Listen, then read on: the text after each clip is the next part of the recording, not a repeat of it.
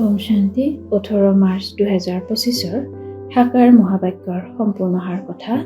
মৰমৰ সন্তানসকল, এই সময়ত তোমালোকৰ এইটো জীৱন বহুত অমূল্য, কিয়নো তোমালোক হদৰ পৰা ওলাই বেহদত আহিছা। তোমালোকে জানা যে আমি এই জগতৰ কল্যাণ কৰোতা হওঁ। প্ৰশ্ন: পিতাৰ উত্তৰাধিকাৰৰ অধিকাৰ কোনটো পুৰুষাৰ্থৰ দ্বাৰা প্ৰাপ্ত হয়? উত্তৰ: সদায় ভাই ভাইৰ দৃষ্টি ৰাখিব লাগে। স্ত্ৰী পুৰুষৰ যি বোধ আছে সেয়া আঁতৰি যাব লাগে, তেতিয়া পিতাৰ উত্তৰাধিকাৰৰ সম্পূৰ্ণ অধিকাৰ প্ৰাপ্ত হ'ব। কিন্তু স্ত্ৰী পুৰুষৰ বোধ বা এই দৃষ্টি আঁতৰি যোৱাটো অতি কঠিন। ইয়াৰ বাবে আত্ম অভিমানী হোৱাৰ অভ্যাসৰ প্ৰয়োজন। যেতিয়া পিতাৰ সন্তান হবা তেতিয়া উত্তৰাধিকাৰ পাবা। এজন পিতাৰ স্মৃতিৰে শতপ্ৰধান হওঁতাসকলেহে মুক্তি জীৱন মুক্তিৰ उत्तराधिकार लाभ करे। अच्छा मीठे मीठे सिक्के लगे रुहानी बच्चों पे रुहानी बाप व दादा का याद प्यार और गुणवानी। मीठे मीठे रुहानी बच्चों पे रुहानी बाप की नमस्ते। ধাৰণাৰ বাবে মুখ্য সাৰ: 1. পাৱন হোৱাৰ বাবে আমি আত্মা ভাই ভাই হওঁ, আকৌ পিতা ব্ৰহ্মাৰ সন্তান ভাই ভনী হওঁ। এইটো দৃষ্টি দৃঢ় কৰিব লাগে। আত্মা আৰু শৰীৰ দুয়োটাকে পাৱন শতপ্ৰধান কৰি তুলিব লাগে। দেহ অভিমান ত্যাগ কৰিব লাগে। 2.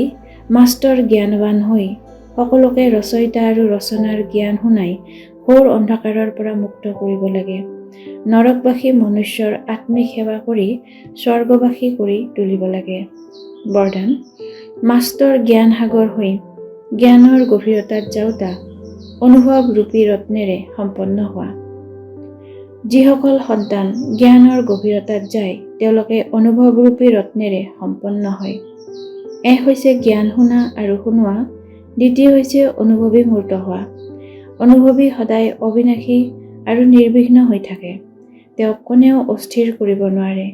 অনুভৱীৰ আগত মায়াৰ কোনো প্ৰয়াস সফল হ'ব নোৱাৰে। অনুভৱী কেতিয়াও প্ৰতাৰিত হ'ব নোৱাৰে। সেইকাৰণে অনুভৱ বঢ়াই প্ৰতিটো গুণৰ অনুভৱী মূৰ্ত হোৱা। মনন শক্তিৰ দ্বাৰা শুদ্ধ সংকল্পৰ পুঁজি জমা কৰা। শ্লোগান: ফৰিস্তা তেওঁ যিয়ে দেহৰ সূক্ষ্ম অভিমানৰ সম্বন্ধৰ পৰাও ঊৰ্ধত। সত্যতা আৰু সভ্যতাৰূপী সংস্কৃতি ধাৰণ কৰিবলৈ আজিৰ অব্যক্ত সংকেত। সম্পূৰ্ণ সত্যতাও পবিত্ৰতাৰ আধাৰত হয়। যদি পবিত্ৰতাই নাই তেন্তে সদায় সত্যতাত থাকিব নোৱাৰে। কেৱল কাম বিকাৰেই অপবিত্ৰতা নহয়, কাম বিকাৰৰ অন্য সংগীও আছে।